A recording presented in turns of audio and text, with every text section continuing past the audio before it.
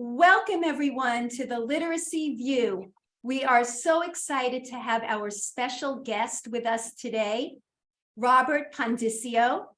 He is a journalist and a former New York City school teacher. Woo! And he presently is a senior fellow at the American Enterprise Institute.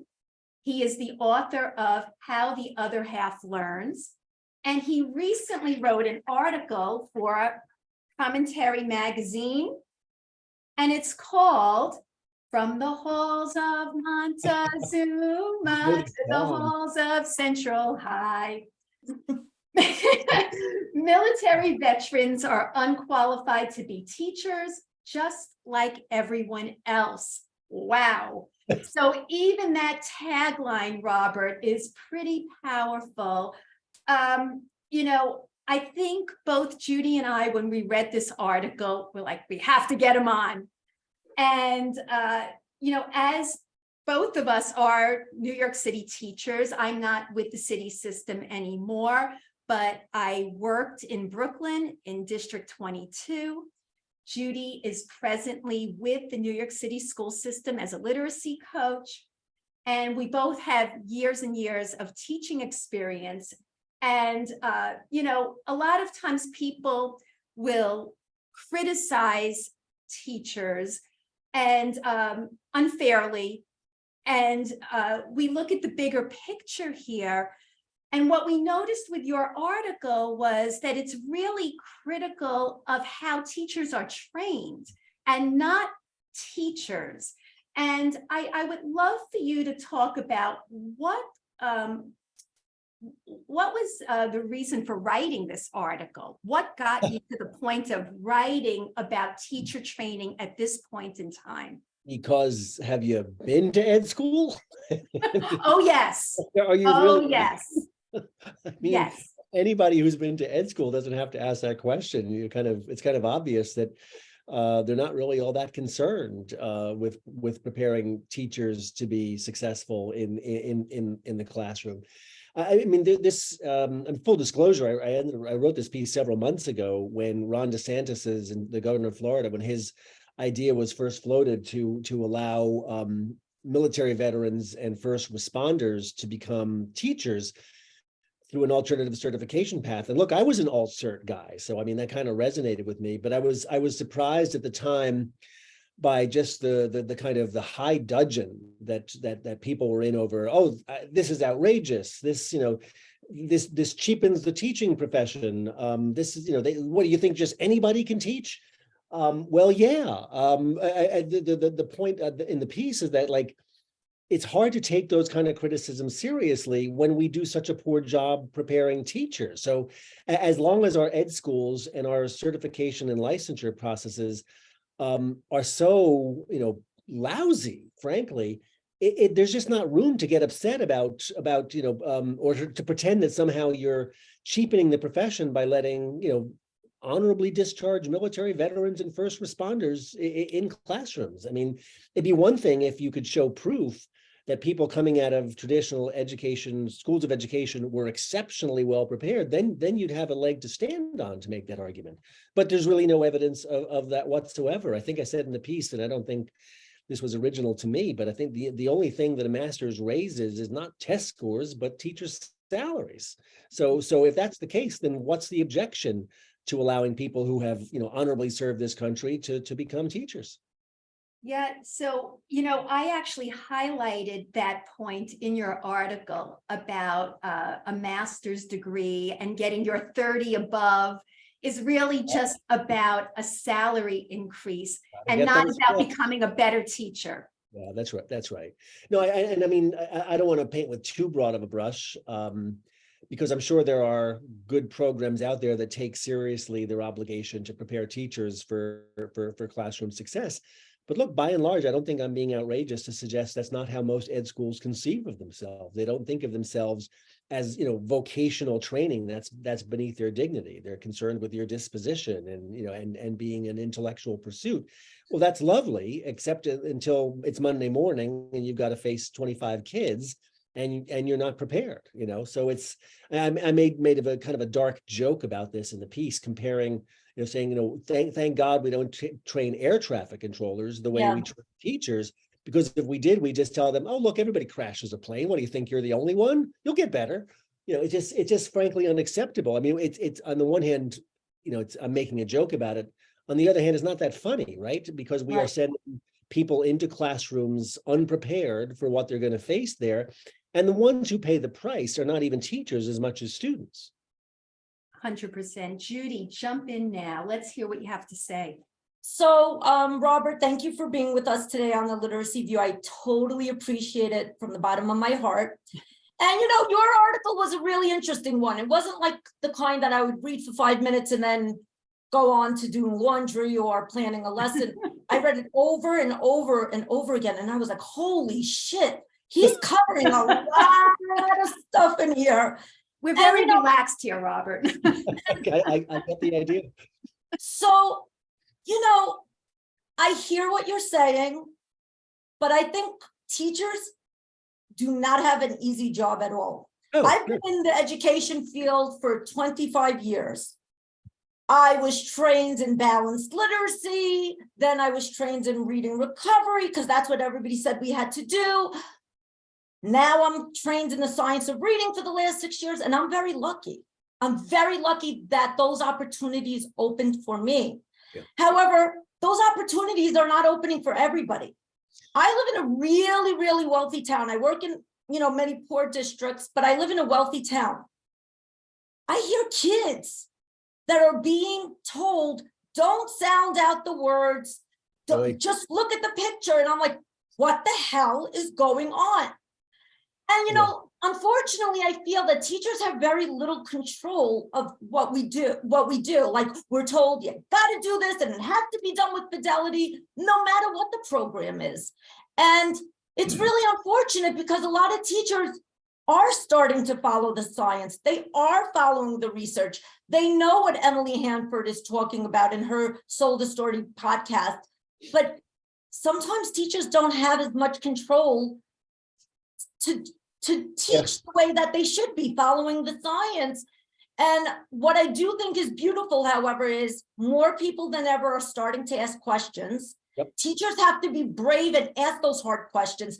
Parents, Faith has been fighting for the parents. She wrote a book that's right behind her head, right there, about the kind of questions to be asking. We cannot live in fear. We have to be confident because our kids are counting on us, and we can't waste time with this back and forth nonsense. Yeah, no, I think that's right. I was just about to say the bad word. I know, but I didn't want, Robert to hear me say it twice in one I get the idea that, clearly we're in the faculty lounge here. We're not in the classroom. We're not children present, so we can be candid and frank. You just threw out an awful lot of stuff there, Judy. Let me and I'm going to forget some of the points you made, but let me try to address a few of them. I mean, one, the idea about teachers being poorly prepared. I mean, look, full disclosure, I'm not anti-accountability. I'm not anti-testing. My ed reform credentials are in pretty good order. But I mean, I've said this over and over and over in rooms filled with, accountability hawks and ed reform types. Like, don't assume that teachers know what to do and you just need to hold them accountable for doing it, which is, if you think about it, that's the logic of ed reform, right? We're not going to tell you what to do. You know what to do. You're the professionals, but we're going to test and we're going to make sure you're doing it well. Well, I mean, it is the rare teacher who is in full control of what they do. They just don't get to make those decisions by and large. That said, there's a lot of teachers, and I was one of them, who were given almost no guidance whatsoever. I mean, I've told this story 1,000 times. One of my first days in the classroom, my staff developer from Teachers College, she was a Lucy Calkins person. When I asked her what I was supposed to teach, she said, well, Mr. Pondicio, you're the best person to know what every child needs.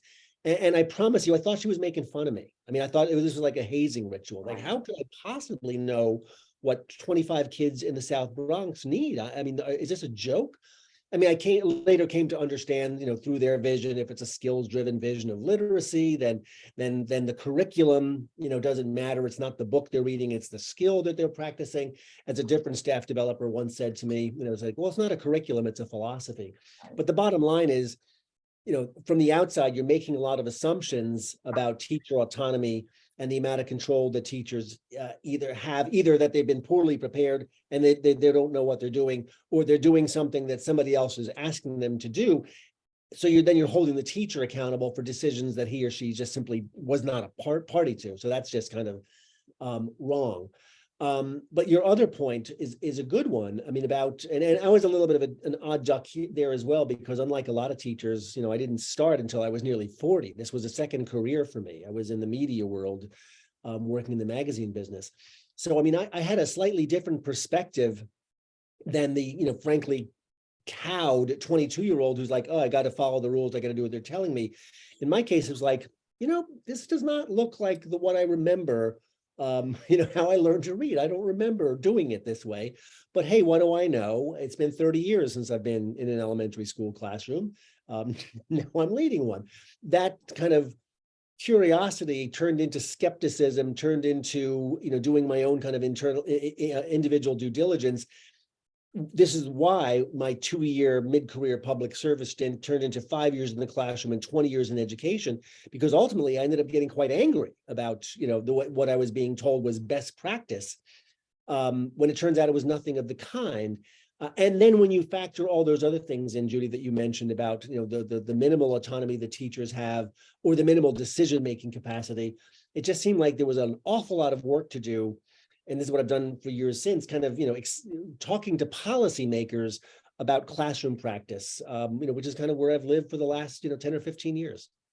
So, Robert, I'm going to jump in now. I read your article probably 4 times. Just like Judy said, it's not something that you read once, because you said so many things in here, and it really resonated with me. One point you said was, I still have the vocabulary picture book that I made in ed school 20 years ago out of construction paper, glue, and pictures clipped from magazines. I got an A each time I submitted it. 3 times, right? 3 times. In 3 different classes. And I put LOL next to this because I also did a couple of those really difficult projects in ed school. One was I created a math game, math baseball, to learn math facts, where I made a board where the kids had to run around the bases. Tell me how that really helps me to teach math. Yeah. And then I also created a book that was for children's literature, where I had to write a book. So I picked a poetry book, and I came up with different poems about how animals sleep, and I pasted it together. And I also got an A on that wonderful project that probably a 3rd grader would do. And I have to say, I went to Brooklyn College, Robert, and at the time, oh, you did too. Look at this, we're all city kids, right? So I went to Brooklyn College, and at the time, Brooklyn College was called a poor man's Ivy, or another name for it was Harvard for the poor. It had a very, very good reputation. And even the ed school? Excuse me? Even the ed school? No. Well, actually, the ed school did. The ed school did, because it was a teacher's college as well. But that wasn't why it was called a poor man's Ivy. It was because we had a core program. So you'll appreciate this. Core knowledge, where when I went to school, I mean, Judy's a bit younger than I am, but when I went, they had a really rigorous program of taking all different types of classes, 4 different sciences, higher level math, sociology, political science, philosophy, classics in English. We had to take all of that. So it was pretty easy to get into Brooklyn College, but not easy to graduate. Yeah. And, it was a tough school, but the education program I thought was Mickey Mouse. And I dual majored in special ed and elementary ed. And we had those silly projects, just like you talked about. And when you said something about insulting teachers, you said, in fact, if anyone is insulting teachers and showing them utter contempt, it's ed schools. Right. And I just like put a big check right by that. I marked up your article in every place possible. But could you talk to our listeners, many of whom are not teachers, have not gone through ed schools, to kind of give us a little insight about the coursework and how insulting I think some of it is? Well, it's not what it is that I think matters. It's what it's not. That's and it's right. not preparation for teaching. Right. Okay, so I started teaching in 2002, and look, to be fair to my ed schools in the New York City Teaching Fellows Program, it would have been too much to ask for to prepare anybody, in 6 weeks to walk into some of the hardest, toughest schools in New York City and be successful. So a certain amount of that is built in, but there's a difference between accepting that and making a virtue of it, and that's what bothers me. It's and this is kind of the culture of teaching, where we kind of think it's almost fun, cool to earn your stripes, to have that what I describe as a hazing ritual, to share the war stories, horror stories or war stories in the faculty lounge about how tough it was when we were new. That's part of the culture of teaching that I think has got to go. We want to think of ourselves as a profession on the order of being, medicine or law or whatnot. Well, you don't let surgeons, learn on the job, in the OR. That just doesn't happen. So in other words, there's some professional norms there that I think are just no longer acceptable. That we should not be letting, frankly, guys like me and any new teacher just kind of trying it out on kids, because that's the first time and the only time, hopefully, they're going to do 5th grade, for example. So that's got to stop. So I'm sorry, I'm meandering a little bit, but I mean, to me, the most practical advice out there, or what I needed was practical advice. So I started teaching a couple of years before Doug Lamov's Teach Like a Champion came out. And I remember when it came out thinking, God, where was this book when I was a new teacher? Because that's what I needed. Stuff that may have sounded ridiculous in retrospect. Hey, stand still when you're giving directions. Practice passing out papers so you use time well. I mean, his work is a lot more sophisticated than that. But those kind of basic blocking and tackling moves were what I needed. There was a book that came out while I was a first-year teacher, which I don't think anybody talks about anymore. It's called like The Basic 55 or something, by Ron Clark, who's this kind of, this larger-than-life figure. He now runs a private school down in Atlanta, I think. It was kind of like, sort of Lamov-like. But I remember my second year of teaching, that became my Bible, and it just mattered, setting up routines, classroom management. That was the kind of stuff that I really needed as a new teacher. And look, as soon as I say that, too many teachers default to, classroom management is good teaching. No, it's not. Classroom management is the thing that sets the stage, that allows you to be a good teacher.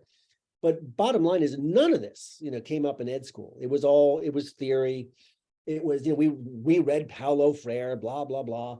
Like, this was reading Pedagogy of the Oppressed was not what I needed to be an effective 5th grade teacher in the South Bronx. Let's leave it at that. I agree. Judy, your I thoughts? do as well. Yeah, so I think you brought up a lot of really interesting points, Robert, and it resonates with me because I've been a teacher or an educator, literacy coach for 25 years. Why did it take so long for somebody to say, you need to become an expert in the science? How do words work? What are syllable types? I bet if we actually gave a quiz to administrators and superintendents, how many of them are aware of the science? I think that's a real big problem too, because, yes, our universities, they're not teaching a lot about the science. I know that there's a couple of them, like I think there might be one, St. John's, and then there's St. Joseph's, but a lot of the schools, they're not teaching us how to teach kids how to read. Well, Yeah. Oh, what were you Well, saying? whether Sorry. they are or they're not, there's well, here's what I'm curious about. It's one thing to say the National Council on Teaching Excellence, NCTE, says that more than half of ed schools now teach the science of reading. Well, hold on a second. Do they teach it, meaning they valorize it? This is what good teaching looks like, or it's Yes. you do a reading about it? I simply don't know the answer to that. Interesting. I didn't look into this a lot, Robert, but I know that Brooklyn College, I heard, is actually adding a component to their teacher training where the teachers are going to be working as tutors with aligned science practices to help kids, and to help themselves. I'll tell you my harebrained scheme, which, this may be too cute or too simple, but I think it will be effective. I use this as an example all the time. So if my laptop breaks, I take it to the Genius Bar, right? From the That's Apple right, Genius right. Bar, because those people know how to work on Apple computers. I don't take it to the hardware store. I don't take it to a small appliance repairman. That's right. If you think about it, that's what ed school at its best tries to do for you.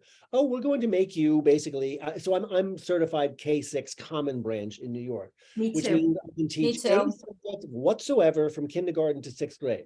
Well, hold on a damn minute, okay? Teaching kindergarten, early childhood literacy, phonics-based science of reading, way different than teaching, say, 5th grade social studies or whatnot. So the idea that you're going to have that minimal specialization is kind of silly. So here's what I would love to see happen. Okay, so say New York City decides, okay, we're going to use EL, or we're going to use Wit and Wisdom, or the Core Knowledge Language Arts program, which I'm fond of. What would stop the city of New York from saying, or the state of New York, because states can do this, say, look, in this state, these are the approved curricula for ELA. In order to be licensed, in order to be accredited Hunter College, SUNY Oneonta, you must graduate students who are prepared to teach that curriculum, because that's what we use in this state. Think about what a game changer that would be. In other words, and as if you've been a principal, as a hiring manager, now you're not looking to hire Common Branch teacher. No, I'm looking for somebody who knows how to teach CKLA or Wit and Wisdom. And then they might be a little bit further along that learning curve, that maybe on day one, they're still going to, take their knocks a little bit, but at least they're going to know their curriculum. At least they're going to be prepared to teach, because they come trained in the curriculum that school uses. And then you'll have people yelling and screaming, oh, that's a special interest group. And that's exactly what would happen. That's what happened in Reading First. When there were approved programs for Reading First, then you had people like Lucy and company screaming, unfair, unfair. And it ended up that, they gave into that. Yeah, it's unfair. To whom is it unfair? Well, To to the adults in the room, to the adults. Okay, well, with all due respect, kids that they service, right? I don't care if it's unfair to her. I care if it's unfair to children, and look, this has been the thing that's occupied me for every day since I've left the classroom. I invoke core knowledge. I'm an unapologetic disciple of E.D. Hirsch Jr. and the Core Knowledge Language Arts program. But having said that, I'm of the belief that any curriculum would be better than no curriculum. In other words, I've said before, I would rather my own child be, and I've made a minor career out of beating up Lucy Calkins. I would rather my daughter be in a classroom with a Kool-Aid swilling Lucy Calkins acolyte who's going to teach the hell out of that curriculum than to be in a school where my favorite curriculum is just dropped on teachers with, somebody went to train the trainer for 2 days and they get 2 hours of PD. Here's your material, go teach, and they don't believe in it. So my point is that curriculum, good, bad, or indifferent, can be a driver of effective classroom practice.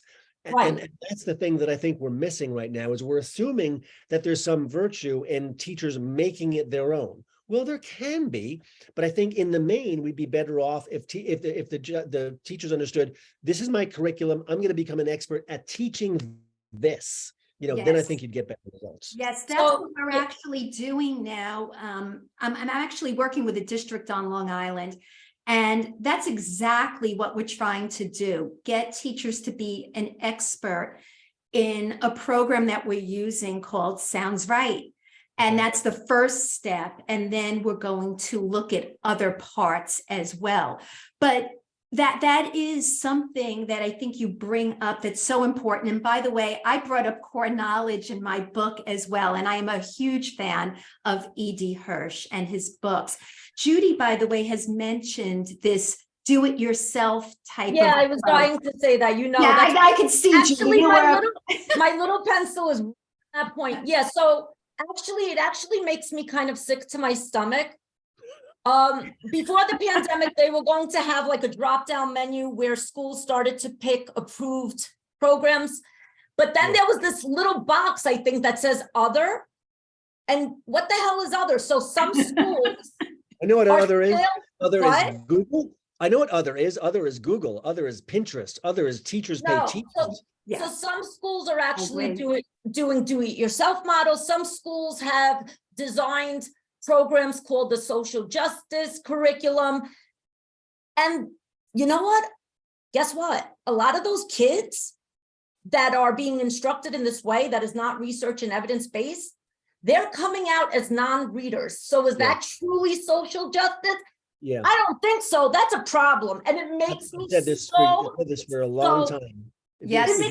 If you're not serious about literacy, you're how not. many years can a teacher tolerate knowing that what she or he is doing in front of those children is not, helping kids learn how to read? That is a problem. But the other problem that I see is, okay, so some schools, they decided, yes, we're research-based, we're evidence-based, we're gonna do 30 minutes of a phonics program, maybe 3 this instruction, and we did it. No, not enough. What's going on during the rest of that literacy block? Yeah. No, there's in my school, when scores tanked, we were doing, Lucy Calkins, and then we reduced the schedule. Goodness, I wish I were making this up. We did a literacy block for 2 hours. We did a 90-minute math block. Then there was lunch. Then we came back for a second literacy block, which I described as more of what's not working. So that doesn't make any sense whatsoever. Look, you invoked Emily Hanford's work before, and I'm a friend and fan of Emily's, and what I think she has really nailed that very few other critics have nailed is the degree to which the field itself has been led astray. And you invoked, I think it was you, Judy, who was talking about like principals and superintendents and whatnot who don't know this stuff. That was the real breakthrough, not of the Sold the Story podcast that is out now, but her Hard Words podcast from 4 or 5 years ago. There was that wonderful moment. I think the guy's name was Jack Silva. He's from memory, I think he was the soup in Bethlehem, Pennsylvania, maybe, where he was the guy who said, look, I should know about this stuff. I'm the district superintendent. If I don't know about this, how can I expect my teachers to? And that's exactly right. So in other words, and look, I'm glad we're having this national conversation now. God bless Emily Hanford for kind of putting it on everybody's front burner. But this gets back to what we were saying before. You can't really hold teachers accountable to the degree to which they've been trained badly. I mean, I've said this for years. That my old school was not filled with, union-addled layabouts punching the time clock and counting the days until they turned 55 and could retire. It was filled mostly with people who were trying their best and failing.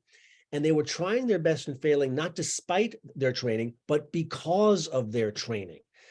Because they'd been poorly prepared in ed schools, because we were doing this kind of choose your own adventure curriculum from teachers, college and whatnot. That's why I became an E.D. Hirsch core knowledge acolyte, because he was the one guy who described what I saw in my classroom every damn day. Kids who could decode, some more fluently than others, but they could not comprehend. Lucy and others saying, well, that's because it's not engaging. It's not about them. It doesn't interest them. It doesn't reflect their lives and experience. Hirsch, if he was in my classroom, would have been the guy who said, no, it's background knowledge, stupid. I mean, he's too polite to say stupid, but I mean, Hirsch's work described exactly what I saw in my classroom every day. When they were reading about topics that they understood, they seemed completely, on grade level and, completely competent readers and writers. The test comes along and it's about a topic that they know nothing about. It's as if their brains fell out of their head. Yeah. And it's not because test anxiety, for Pete's sake. It's because they're reading about topics they know nothing about. Yeah, it's interesting. I think because you worked in the Bronx, perhaps that content knowledge was not there. When you work in areas, in high-performing schools, most of the problems are because the kids can't read the words, and they do have the content knowledge. So it's a little bit different in terms of what you will see. So I just did want to say that although I do believe strongly in core knowledge, background knowledge, vocabulary, we have a lot of parents with children who have dyslexia. And, my feeling is a lot of those dyslexic tendencies could be mitigated if we just had the right instruction from the beginning in phonics. No question. And with that said, another point you mentioned in your article that I just want to read a quote of yours that really stuck with me. You had said that you taught 5th grade. And that you asked to teach upper grades, which I thought was so interesting. And the reason for you asking to teach the upper grades was because you said, I had no idea how, and certainly no training to teach children to read, which of course usually occurs K-2. So you wanted to avoid that because you didn't know how to teach children to read. And I really thought that was very self-aware. I thought out of everything you had in this article, because I feel many times teachers think they are doing it right. Yeah. When I speak to teachers as a coach, I'm also, I was a literacy coach for Reading First. I've been in education 35 years. And when I would go into school districts, many teachers would feel like, oh, yes, we do that. And they were not even aware that what they were doing, such as cueing, such as using these faulty strategies, were incorrect. Yet I knew, Robert, as a very young teacher, that I was not effective. And that's why I went on and I got a master's in reading with the hope that then I would know how. And yet my master's was like toilet paper, didn't do a thing to improve my teaching ability in reading. So I find very few teachers, I think more now as the conversation unfolds, but back then, very few had the self-awareness to say, I'm not effective. I knew I was not being effective with leveled books. I knew that I was not being effective telling kids to look at pictures. What do you think about that, Robert? No, this is, I keep invoking Emily Hanford, but this has been the heartbreaking piece of her work, which we all knew, right? But I think it's edifying to see it get so much public attention. Teachers just frankly torturing themselves, with guilt. I wish I'd known. Oh, my poor students. I mean, it's a cliche in our work to say, once you know better, you do better, and it's true. But man, it's hard to think back on those kids that had you as a teacher before you knew better, right? Because you can't unring that bell. I said before, like, you're in 4th grade once. You don't get a second bite of the apple. And I'm enough of a good, Hirsch disciple to know that knowledge is cumulative. So there's a real opportunity cost to school years that don't go as planned. Or it's something I used to say to my students all the time that in retrospect was more true than I realized at the time. I would always tell them, it's easier to keep up than catch up. It's damn hard to catch up. We're seeing this nationally right now with coming out of COVID with all the learning loss. But I mean, some of this is self-inflicted, right? Because we've just been doing it wrong in many ways. So and at the risk of beating on the ed schools, even further, some of this is on them. Like a lot of this is on them. I mean, they're the ones who now know better or should know better, and there's no excuse for not doing better. One of the loveliest things that's going on, it shouldn't be happening this way, but at least it is. Teachers doing what you're just describing, right? Just, hey, I'm not good enough at this. I need to do this on my own. If my ed school, if my PD is not going to give me what I need, then I have a moral obligation as a professional to be better at this. If the cavalry's not coming, then I got to do this on my own. It shouldn't be that way. I think I mentioned this in the article. I kind of stumbled upon this Facebook group a few months ago. There's 175,000 teachers on this what I should have learned in college teacher group on Facebook. That's fantastic. I mean, it's sad, right? Because no serious profession should have to be bootstrapping themselves, but at least we're doing it, right? So at least I'm not a cynic. I'm not a pessimist. I'm a professional optimist. But if you had told me a few years ago that we'd be seeing this kind of groundswell of teachers just saying enough, we've got to do better and taking charge of their own professional development, I would have said, lovely, not in my lifetime, but here it is. Yeah. Yeah. So, a lot of what you just said resonates with me as well. I wanted to learn more about the science. I asked for some professional learning opportunities, and I was very lucky to get trained in foundations. Now, a lot of New York City coaches are trained in letters. But I think the problem is that it's not an equal playing field. One principal might train their teacher in letters. One principal will do 2 days of Acadians training. There has to be an equal playing field. And I got trained in Norton Gillingham. I had to pay out of my own pocket. I had to do it at night after work. I'm not a rich person. I'm just, a regular teacher, coach, and I had to invest in myself because there was a pit in my stomach. Yes, some kids did fine with the older approaches. There are some kids that I know are in high school and they're doing well, but I didn't reach everybody. And instead of just blaming myself or saying this is only a Lucy problem, this problem's much bigger than Lucy. Yeah. There were schools that were using other programs that weren't successful. There were schools that did 30 minutes of phonics, a little bit of phonemic awareness training, and they still have data. So the problem's much bigger than that. I think that the conversation eventually has to shift in what are the solutions, how are we going to equal the playing field so that we move the work forward, not just for Judy's school or for this teacher. How do we make sure that we're all playing on an equal playing field together? Because, some of the schools, they dropped Lucy's program and they're doing a lot of phonics stuff, but the data still looks low for some kids. A lot of kids aren't transferring what they're learning in isolation into actual text. And that's a process. One last thing, and small group instruction. For a while, everybody had to do guided reading. And then now they're saying, okay, guided reading is not the best practice. So what does the best practice and method look like? We don't have time to just go back and forth on social media every day. No, I'm right. No, I'm right. No, I'm right. No, I'm right. We got to figure out the solutions. And that's what I really hope will happen sooner rather than later. Well, this is the not the downside, but this is the danger. While it's it's wonderful we're having this science of reading movement, the way this works. So if it's not followed up with content rich reading experiences, that kind of E.D. Hirsch knowledge building curriculum from for the rest of the child's experience, then what's going to happen in a few years. The test data is not going to be in support of this, and then it's going to be, oh, that's science of reading stuff. Oh yeah, we did that. It didn't work. Yep.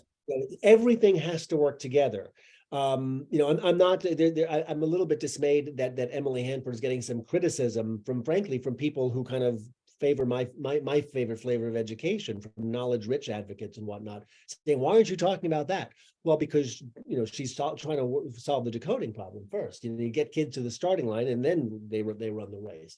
But the larger point is accurate. You do have to view all of this as a piece. There's a progression here. When you're talking about language development, it's a slow growing plant. It doesn't, you don't learn to decode and then all is well. So there's a lot of moving parts. But look, I'm going to go back, and this is the part that teachers might not like as much. One of the reasons I'm a curriculum person is because I think, and I've written about this before, we just make this job just too damn hard for people. So, there's data from the RAND Corporation that shows that almost literally every single teacher in America uses material that either they create, curate, or customize on their own. Like 98% of teachers. And the idea that somehow, you're going to be handed a curriculum and this is what you do, lockstep, just doesn't exist as a practical matter. But having said that, I think we're, the altar of teacher autonomy is maybe not the right one to worship at. Not because I want to tell teachers what to do. I don't want to be, have mixed school. But if you think about it, do we really need 80,000 different lessons on adding and subtracting unlike fractions? I mean, I'm sure there's, 2 or 3 is probably fine. All those hours that teachers are spending customizing or creating lessons from scratch, well, that's time that they're not spending studying student work, giving That's feedback, right. developing relationship with students. You may create the greatest unit plans, on the face of the planet, but someone else can do that. No one else can do that one-on-one work with students, with family, studying student work, giving feedback, etc. That's right. So the job has to change. In other words, teachers have to conceive of themselves as not lesson designers, but lesson deliverers. And if you want to say, oh, well, that reduces me to a robot. Well, is Yo-Yo Ma a robot because he's only playing stuff that Bach wrote? That's great. And it just doesn't work that way. Nobody says to an actor, well, it's not like you wrote Hamlet, so you're not really that good. And by the way, if the actor just wrote his own play every night, we probably wouldn't go see it because we want to see Hamlet. I'm exaggerating the point, but you see my point, which is that right now we just ask way too much of teachers. So Bingo. We are constantly asking them to do more and more and more, and then we hold them responsible when they do, when they don't do well. And I mean, what we're really doing is we're asking them to do too many things and none of them. Right, and it's just we keep adding on without taking away what doesn't work. Yeah. So, and that's a huge problem. It's just more is not better. And we need to really look at what's essential. So getting back to your article, you mentioned veterans, and we really didn't talk about this. Yeah. And I think to kind of finish up, let's talk a little bit about why you even called the article From the Halls of Montezuma. I didn't. I have credit or blame, depending on your perspective. I love the title. You sang. I love the title. The beginning. I did not come up with that title. I think it was Abe Greenwald at Commentary Magazine who came up with that. And when he sent it back, I'm like, oh, okay, that's good. Very, that's very, good. very, but I wish I were that clever. I'm not. Well, I think you're very clever, but the title is certainly clever and it caught my attention. Yeah. So let's talk about those veterans. So you talked and not veteran teachers, by the way. Initially, I'm like, no. Veterans. Holy shit! Right, we're talking about military. I'll be very clear. Military veterans. We have to be explicit, right? Military veterans. Stepping into the teaching profession, there are going to be teachers who will criticize you and think that, you're out of your mind for thinking that. I know that a military veteran could do the job of a teacher who went through schooling for this, yet we know how you feel about ed schools, and certainly I'm right in agreement with you. So let's hear about that. Let's hear your let me answer your question with a question. Yes. If you're a teacher who's upset by this idea that this is undignified for my profession to just let the veterans come in and teach, well, then what is it about your training or you personally that makes you qualified that person is not? If it's not ed school, then what is it?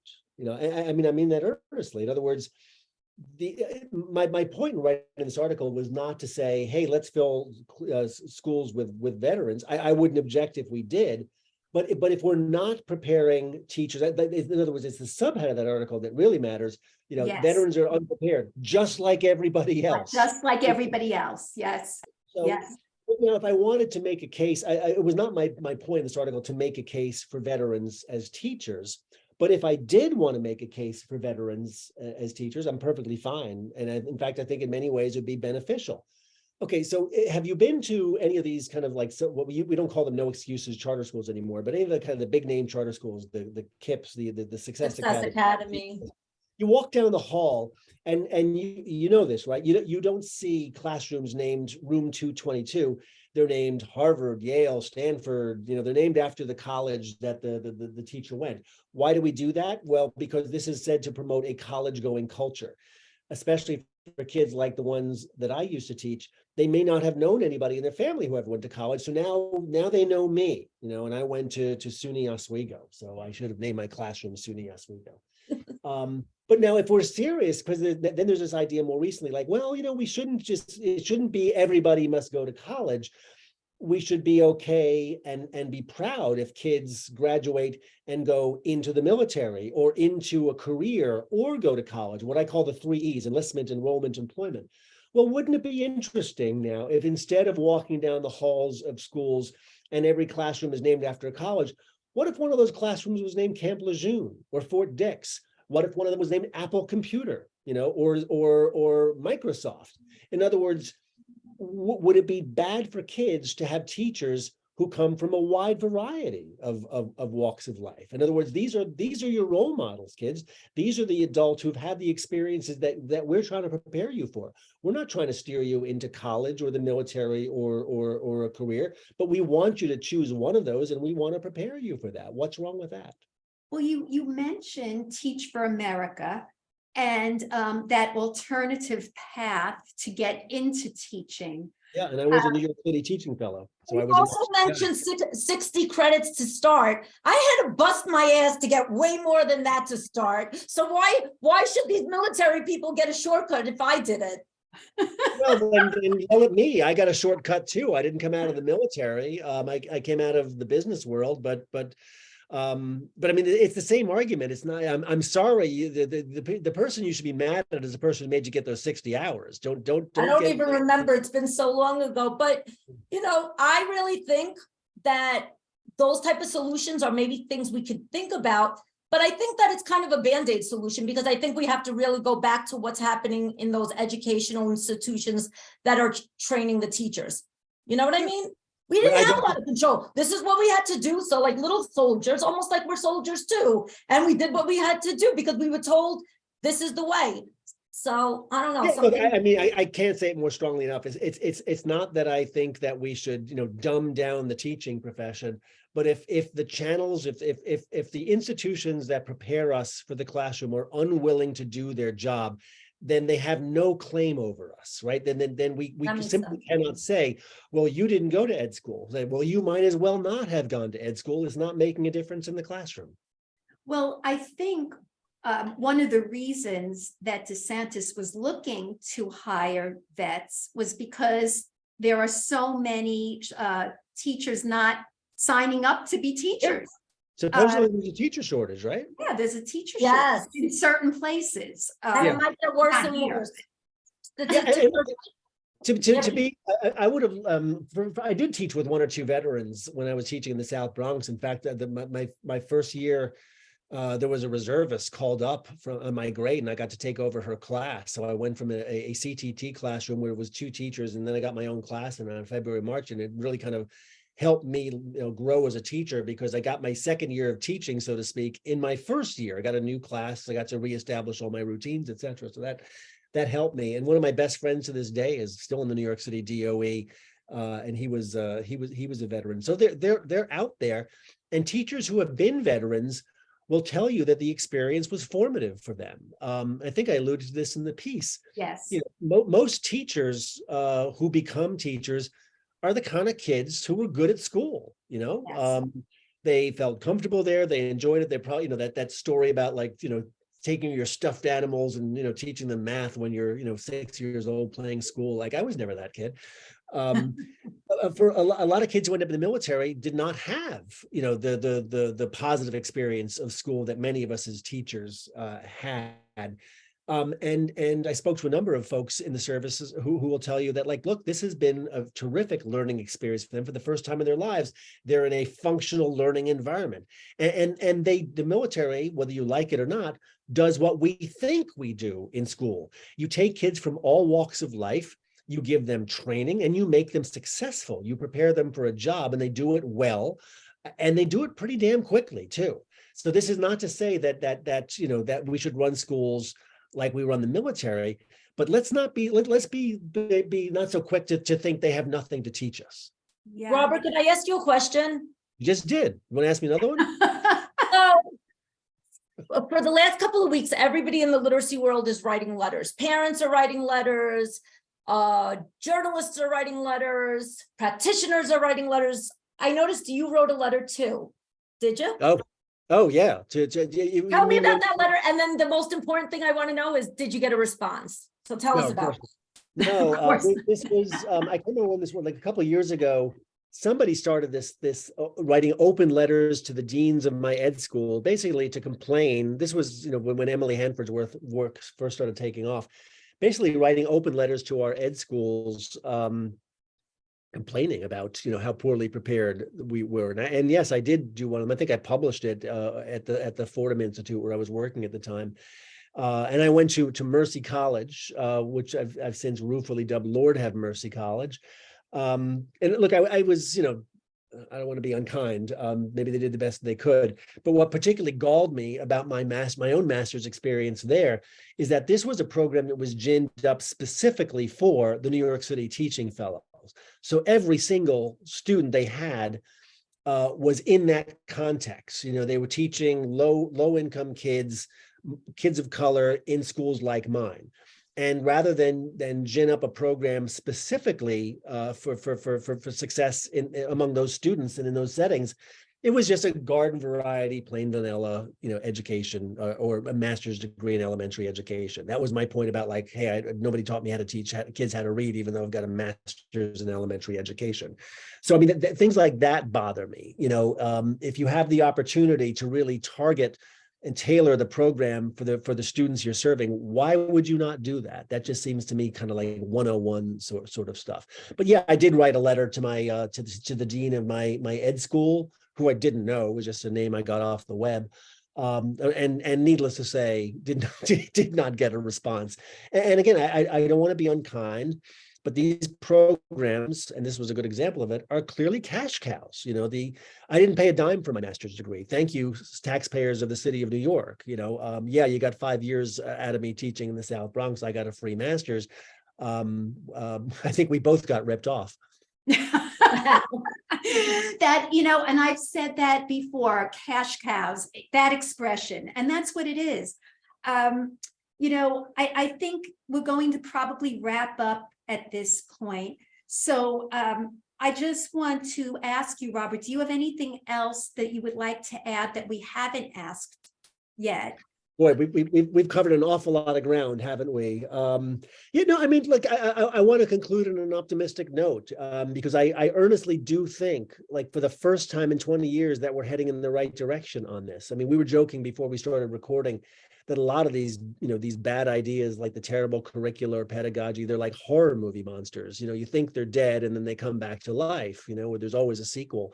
For the first time in my life, I'm actually optimistic that we're turning a corner on this. I mean, on the one hand, I'm a little bit skeptical that you can change classroom practice by law, but more than half the states in this country now have some kind of science of reading law on the books, that either mandates that teachers be trained in it, that curricula reflect it, et cetera. So it feels like the temperature is changing, you're always going to get pushback and whatnot. But for the first time in 20 years, I feel like, I think we've turned a corner here. What I said before, though, that's still the starting line. I mean, decoding is always going to be just the starting line for literacy. But man, if we can really kind of start to set the standard that, hey, young teachers, when you are prepared, you are going to have to not just have heard of the science of reading, but you're going to have to be trained in it. Oh, curriculum adoption. If it's not, aligned with the science of reading, then we're not going to adopt it. I've been hearing from school board members, in my work saying, hey, what do you know about this curriculum? There's a conversation happening now that just feels very, very different than 5, 10, 20 years ago. I don't want to be Pollyannish about this, but I really feel like that things are moving in a different direction, and the momentum is there, and with luck, maybe it'll stick this time. Hey, Judy, any thoughts? So who wrote the song that goes, "We're not going to take it"? Oh, you're not gonna take it. No. Yeah, so I think that's the momentum that I'm feeling now. I think that's the momentum that I'm feeling. I think Teachers are done just saying yes, yes, yes, yes. They're asking questions. Parents are being more involved and asking their kids, what are you learning today? Or emailing the school and saying, what evidence-based curriculum are you using? Don't be afraid to ask questions. Be honest. Keep learning. But let me also end with, teachers right now feel very overwhelmed, very stressed out, too much lesson planning. We have to be more creative in our solutions to moving the work forward. Because guess what? COVID shifted some things. A lot of people are working home now in their pajamas, relaxing on the couch. Teachers are getting up at 5 o'clock, 4 o'clock in the morning, most of the time in person with those kiddos. If you want to retain our teachers, they need the proper training, the proper support, and feedback that's not always critical, but feedback that's productive to shift the needle and move the work forward. You know what? Thank you. One other thought maybe is like, nobody likes to do things they're not good at. How many of us as teachers, you think about the days when you would go home, feeling like, wow, I made a difference today, had a breakthrough with this kid. Nothing feels better than going home, no matter how hard you work. You go home and you just feel great about yourself. But 3 out of 5 days you go home feeling with tire tracks on your back, right? Just feeling like, man, I suck at this. It's no fun at all. Teacher burnout is real. So the degree to which all of this stuff sticks is the degree to which you get more of that other feeling, like I am making a difference, I am successful. It's about the most important thing I think we can do is make sure as many teachers go home every day feeling like they've made a difference and they feel successful. So I'd like to wrap up and say, I hope that ed schools are listening to this and that they hear you, Robert, in particular, because you speak so eloquently on the topic. We thank you so much for joining us. It was really a pleasure having you. And what better combination than a journalist and a teacher to talk about these things? This is real teachers letting loose. I think we did for sure. And we hope that we could talk again. Thank you so much. Thank Really, you. thanks for the opportunity. Okay.